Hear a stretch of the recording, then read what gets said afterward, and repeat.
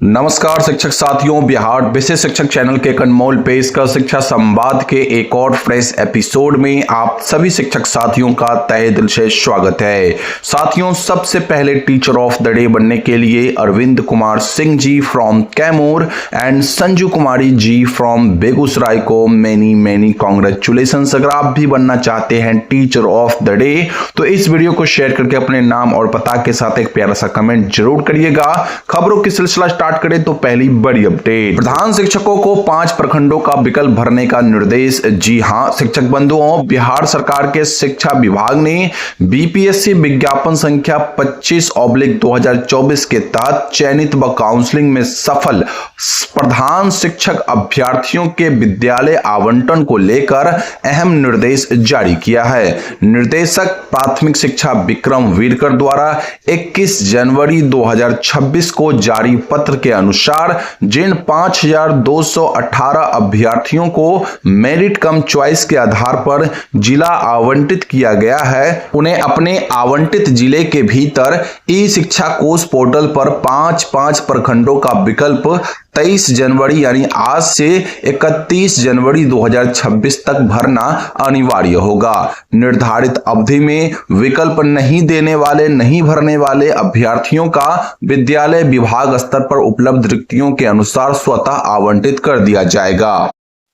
वहीं जनगणना 2027 मकान से मोबाइल तक 33 सवाल। जी हां शिक्षक बंधुओं, केंद्र सरकार ने गुरुवार को जनगणना 2027 को लेकर अधिसूचना जारी करते हुए बताया कि इस बार जनगणना में कुल 33 सवाल पूछे जाएंगे, जिनमें मकान, परिवार, मोबाइल नंबर, वाहन, इंटरनेट उपयोग, भोजन की आदतें और घरेलू सुविधाओं से जुड़ी विस्तृत जानकारी शामिल होंगी। जिनमें परिवार के मुखिया को भवन नंबर, मकान का उपयोग व स्थिति, स्वामित्व, कमरों की संख्या, परिवार के सदस्यों की संख्या, मुखिया का नाम व लिंग, जाति, विवाहित दंपति, बिजली स्रोत, पेयजल, शौचालय, स्नान घर, रसोई घर, गैस कनेक्शन, भोजन पकाने का ईंधन, TV, laptop, smartphone, mobile number और गंदे पानी की निकासी जैसी जानकारियां देनी होगी। जनगणना 2027 का पहला चरण 1 अप्रैल से 30 सितंबर 2026 के बीच होगा,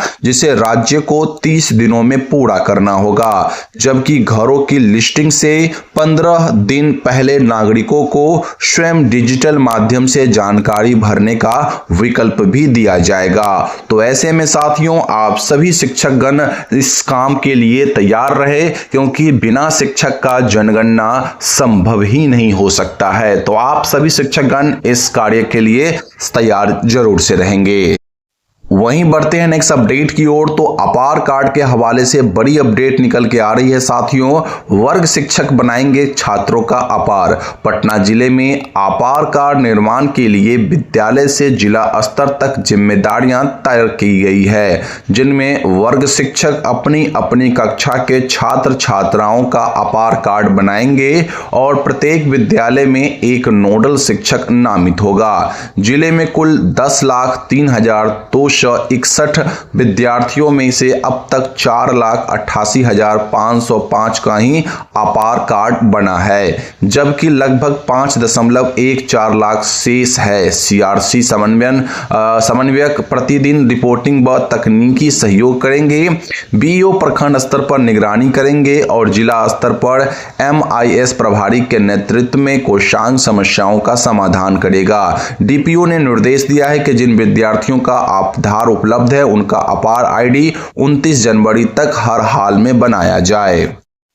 वहीं साथियों, एक और अपडेट जो निकल के आ रही है, देश भर के सरकारी निजी बैंक लगातार 4 दिन बंद रहेंगे।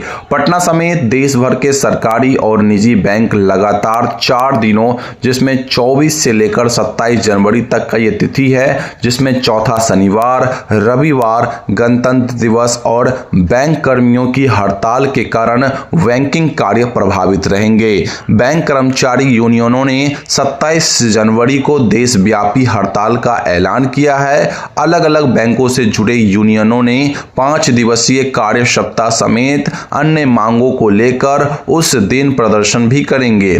सभी शाखाओं में कामकाज ठप रहेगा, लेकिन ऑनलाइन ट्रांजैक्शन वगैरह होता रहेगा, तो आप सभी शिक्षकगण इसके लिए बंधित नहीं रहेंगे। आप अपनी ट्रांजैक्शन जो है ऑनलाइन कर सकते हैं, लेकिन बैंक पे आपको कोई काम इन 4 दिनों में नहीं होगा।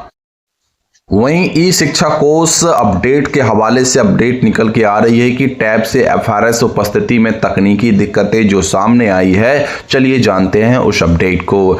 ई शिक्षा कोर्स पोर्टल पर टैब के माध्यम से विद्यार्थियों की उपस्थिति दर्ज करने में कुछ विद्यालयों में तकनीकी समस्याएं सामने आई कल, जिसे विभाग ने स्वीकार भी किया है। विभाग के अनुसार आगामी नए अपडेट में इन समस्याओं को दूर कर लिया जाएगा और उपस्थिति प्रक्रिया पूरी तरह सुचारू होने के बाद ही वास्तविक तकनीकी दिक्कतें व उनके समाधान स्पष्ट रूप से सामने आएंगे। साथ ही विभाग ने यह भी स्पष्ट निर्देश दिया है कि विद्यार्थियों की उपस्थिति टैब के माध्यम से बनाना अनिवार्य है और सभी के सभी विद्यालयों में ये जो काम है ऑनलाइन बच्चों की अटेंडेंस वो बनना प्रारंभ हो जाए। खैर देखते हैं आगे क्या अपडेट निकल के आती है।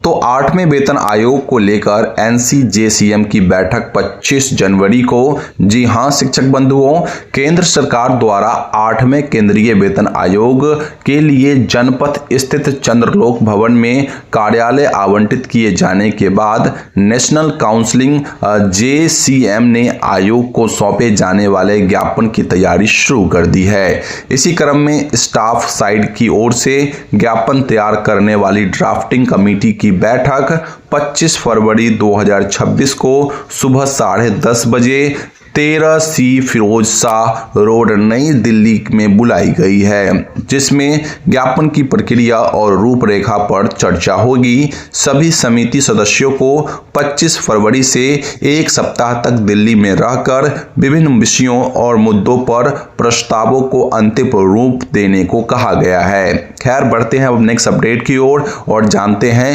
प्रधान शिक्षक के हवाले से क्या कुछ अपडेट निकल के आ रही है।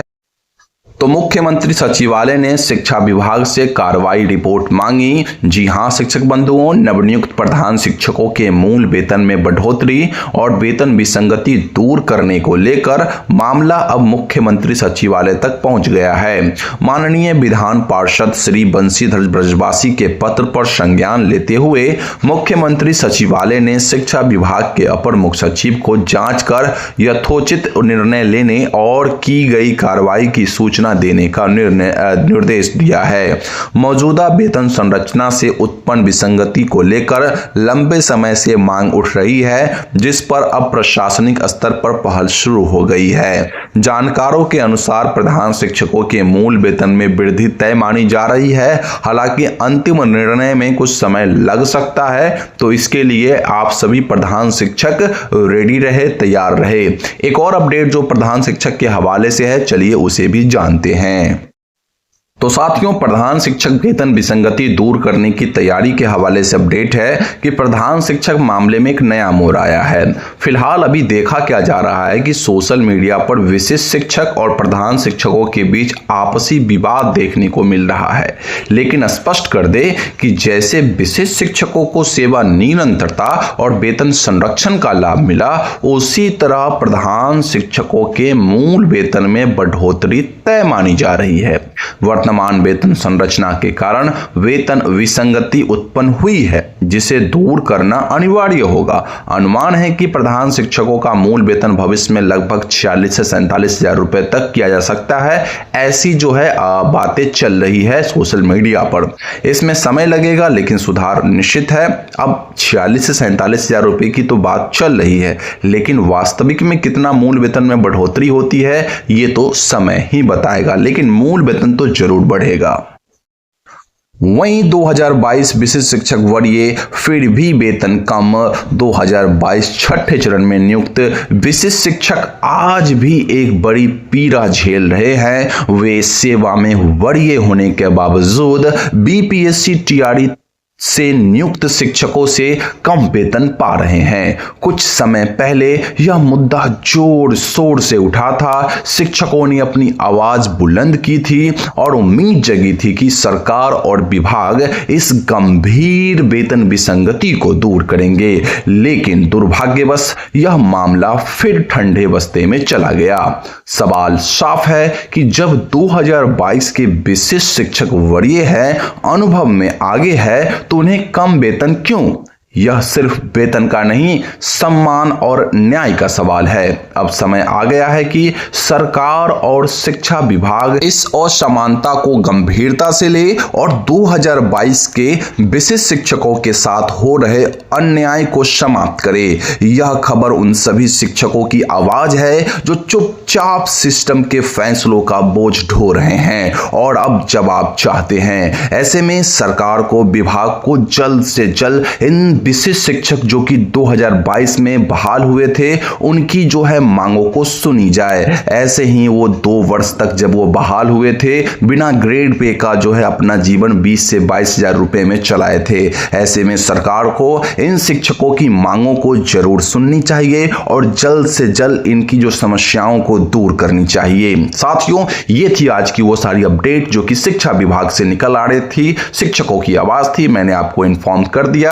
अब मिलते हैं हम आपसे अगली वीडियो में। तब तक के लिए आप बने रहिए हमारे चैनल पे बने रहने के लिए आपको चैनल को सब्सक्राइब कर बेल आइकन प्रेस करना होगा। चलिए साथियों, मिलते हैं हम आपसे अगली वीडियो में। तब तक के लिए जय हिंद।